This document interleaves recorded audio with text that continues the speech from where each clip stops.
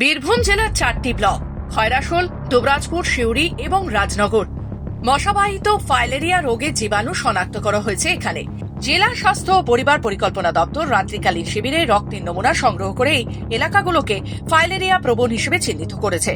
নমুনা সমীক্ষায় সিউড়ি 1 ব্লকের লাঙ্গুলিয়ায় 3 জন এবং দুবরাজপুরে 4 জনের শরীরে জীবাণু পাওয়া গেছে।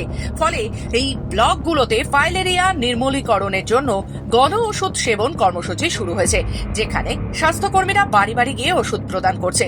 ফাইলেরিয়ার সাধারণ লক্ষণগুলোর মধ্যে পায়ে গোদ বা হাইড্রোসেল দেখা যায়। তবে সিউড়ির 32 বছর বয়সের যুবকের ডান কানের পাশের প্যারোটিড গ্রন্থিতে অস্বাভাবিক বৃদ্ধি লক্ষ্য করা হয়েছে, যা ফাইলেরিয়ার একটি বিরলতম উপসর্গ। নাক, কান, গলার বিশেষজ্ঞ চিকিৎসক অর্ণব দত্ত জানিয়েছেন, এই বিরল ক্ষেত্রে সফল চিকিৎসা হলে তার চিকিৎসা বিজ্ঞানে এক গুরুত্বপূর্ণ সাফল্য হবে। জেলা প্রকল্প আধিকারিক মৃণাল ঘোষ জানিয়েছেন, সরকারিভাবে প্যারোটিড ফাইলেরিয়ার কোনো তথ্য নেই, তবে বিষয়টি খতিয়ে দেখা হবে।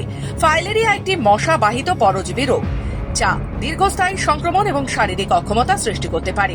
সঠিক সময় ওষুধ সেবন এবং মশার কামড় থেকে সুরক্ষা পাওয়ার মাধ্যমে এই রোগ প্রতিরোধ করা সম্ভব।